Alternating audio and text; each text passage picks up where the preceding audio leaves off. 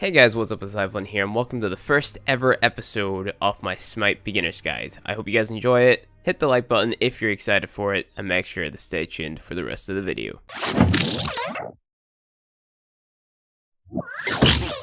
Alright guys, now welcome to my Smite Beginner's Guide. Now I tried making a Smite Beginner's Guide in the past, literally on 2 occasions, but I gave up on it simply because I was making the videos in a way which didn't really, I guess, mix with my style of making videos. So I'm going at it again, I'm winging it, and I'm just doing it how I see is the best way to do it, which is basically me talking and explaining things as I show you guys, as I did in my Warframe Beginner Guides and all that stuff if you watched those before. But the reason that I'm making Smite videos is because I really like Smite. Warframe kind of get a little stale, simply because I'm only logging onto the game, making a video and hopping off it, where with Smite I'm actually actively playing it throughout the week, so I can sort of make more videos for this and sort of make a more fun video this year and really sort of express my personality, I guess, in videos a little bit more, because obviously I'm more up to date with the meta in this game and I'm just more with it in this game as well. So you're going to see a mixture of both Warframe and Smite content on the channel. Mainly going to be a free-to-play game channel, or like a, invest once sort of MMORPG guy or something like that there. Anything that basically appeals to me in terms of playing video games is what I'm going to post to play on this channel. So I thought, let's make a Smite beginner, guys, because a lot of people in my Warframe community want to get into Smite, but not a lot of people know actually how Smite works or how MOBAs work in general. So I thought that Smite is my first MOBA, and, a lot of people seem to suck at MOBAs. I'm really good at this game now anyway. A new god just recently got released called Kuzimbo. I'm not going to talk about him in this video, but just that's there. But we're going to be talking about Smite, and the first thing that I want to go over in this video is the importance of roles in Smite. Now, whenever you're a new player, you're going to start in a very, I want to say, almost balanced elo. About 1500 elo is what you're going to play at, or 1500 MMR, which is basically your matchmaking rank in casual and ranked games. And as you play, this is either going to increase or decrease based on your wins and losses, right? So if you win a lot, then obviously you're going to get placed with better players. If you lose a lot, you're going to get placed with worse players who probably don't understand the game as much. So it's really important to understand, the rules within the game, how they work, which lanes they go in if you're playing Conquest, how to play them if you're playing Joust, or any game mode really. So there is 5 rules in Smite. There's the Assassin, the Warrior, Guardian, Mage, and the Hunter, and they all do their own specific thing. They're all good at one thing, they're bad at other things, and it's just really down to you to take advantage of the things that they're good at and, just kind of avoid the things that they're bad at. So let's say for a Hunter, it's going in, starting a team fight, and staying in that team fight and taking a lot of damage. You're not a tank, you're a very squishy target. You're not necessarily really good at soaking up all that damage and then dishing it out at the same time, unless you build like a certain lifesteal item, for example. But obviously we'll get a lot more into that whenever we start to talk about the gods in more sort of specific videos, I guess. So yeah, let's basically just go through all of the rules. So we'll start with the Hunter, simply because I feel like the Hunter it's probably the role that you're going to like the most as a newer player, because it's the role which is going to allow you to feel very powerful, implying that you do well. Now you are going to have matches where you do very well, and you are going to have matches where you do very bad, and whenever you do very bad, you're going to feel disheartened, you're going to feel like really kicked in the teeth, because whenever you do bad in Smite, you do really bad, because it's a MOBA. If you do bad at the beginning of the match, you do bad at the middle of the match, you're going to do bad for the rest of the game. Simply because it's all based on farming XP, farming gold, and not letting your opponent get that XP and gold. So as like basically every role in the game, you have to stop your opponent from killing your minion waves, killing your buff camps or jungle camps or whatever it may be, to stop them from getting ahead of you. So don't get disheartened if you're playing the game and you're getting really beat up. You basically just have to, take your loss and then hope for a better match next match, because the good matches, whenever you do have a good match, you really do have a good match, and that is really what makes this game so appealing, because you get that sort of thrill of really doing well, and then you always want to keep going for that match where you really do well, and that's what's going to make you keep coming back to this game, doing well, getting those wins, maybe even communicating with your team if you're playing this with friends, which is something that I really do recommend. You can go ahead and join my Discord, link will be in the description. again. A lot of people play Smite in the Discord, and it would be awesome to have a lot of new faces and a lot of new players in the Discord. So enough of my blabbering, let's actually talk about the rules now. So the ADC is a ranged physical type god, mostly or mainly. And basically what they do, their job early game is to farm up gold from the minion waves and sometimes XP from the jungle camps based on the teammates that they have in their team.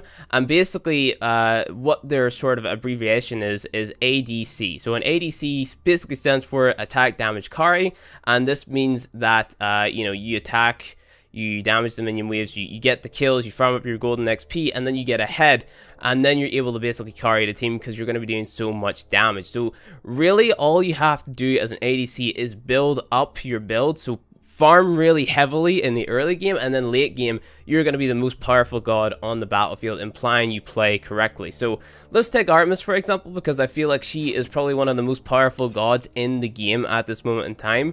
She is so good because her passive basically gives her built-in crit, right? So if we go ahead and click on the abilities tab right here, we can see if we click on her passive, Artemis gains a critical strike chance buff on each successful hit. So every time she hits a basic attack where she doesn't actually crit, she's going to get a critical chance strike buff. So that means she's going to eventually land a critical strike no matter what, regardless. As long as she keeps on hitting her basic attacks, she's eventually going to get a critical hit. So you don't even have to build a critical hit item to be critting with Artemis. That is what makes her so good. But obviously she does have downsides, like for example not having an escape ability. So if you get caught out in a team fight or an enemy god comes around and stuns you, you're not going to be able to get away as easily as you would with, let's say, another ADC known as Hui, who basically has a leap known as dive bomb. You know, you can launch yourself up in the air and then just dive into a random place in the map. It's pretty cool.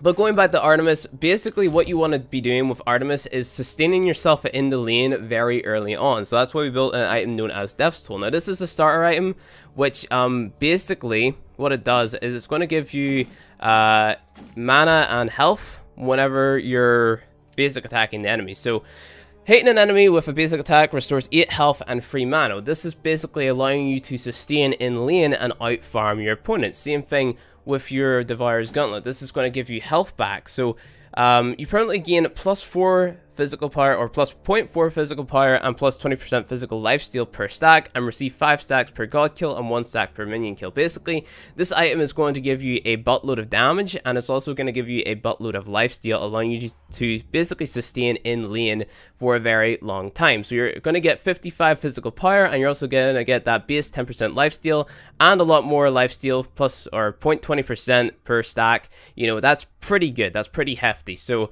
that's basically all you want to be doing with ADCs, is you want to farm up, build those stacks up, sustain yourself in the lane, and basically just stay in lane as much as you can, kill those minion waves, build up your build, and then when you're ready, go in for an amazing team fight and basically just like free hit enemies. That's what you're here for. That's what you're there to do. Implying your support or your mage or whatever, if your mage pokes them a little bit and, you know, puts them down to half HP, you might be able to one-shot them. If your support roots them, you'll be able to walk up to them and basically just, you know, mow them down with your basic attacks.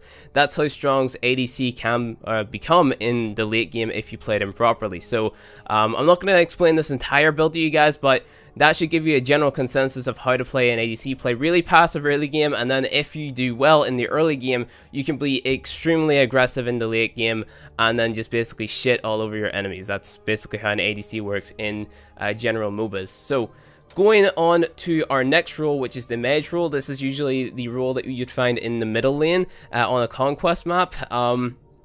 Mages are basically kind of the same as ADCs in the sense that you want to be farming your lane, but you also want to be a little bit more aggressive with it. And what I mean by that there is you want to be using your abilities to sort of push those minion waves really far up, basically so the enemy team doesn't have a minion wave at all, and then roaming and then doing your buff camps, if those are applicable on whatever map that it is that you're playing.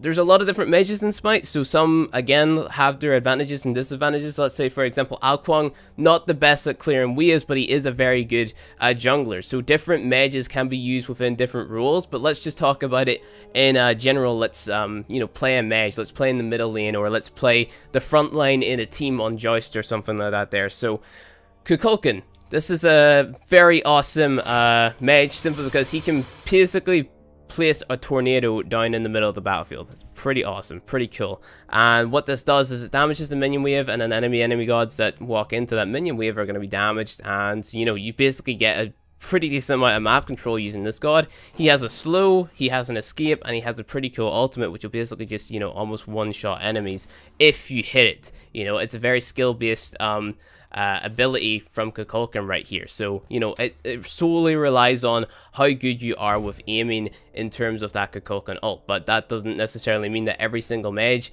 has to, you know, have extremely accurate, you know, ultimate landings. Obviously, most shots in Smite are skill shots, so you have to be able to aim, obviously, in Smite to do well, but that's, I guess that's just kind of common sense. This is the type of game that it is.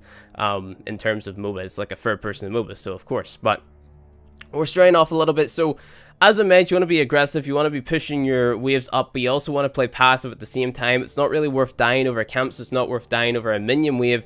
You want to basically just be more powerful than the enemy mage by out farming them, just pushing their wave up quicker than they can push yours, poking them out of the lane by, you know, using things like Zeus's 2, which is basically where he throws a shield at them and it'll poke and deal damage to them. Then you can hit that with basic attacks and it'll deal a little bit more damage if we go ahead and hit the abilities here. So Aegis Assault, you basically throw this shield and then you can hit it with basic attacks and it's going to keep on dealing damage. You just want to like take little pieces of their health away as you're laning after you push their minion wave. So a good strategy would be, let's say you have an ability which goes in a straight line, you shoot that ability that goes in a straight line through the minion wave, and then you have an ability which you can throw and it has like a little circle radius around it. You throw that at the enemy god and then that will deal damage to them, and then you go in and then you do your jungle camp, you come out, you have more XP, you have more gold than that enemy god. That way you can rinse and repeat, you clear the wave, you throw the 2 at that god, or you throw the little radius ability at that god and that takes damage from you, and you keep gradually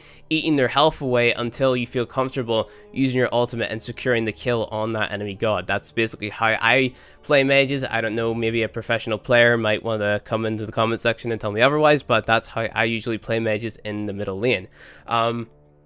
So moving on to the next god section, it's Guardians.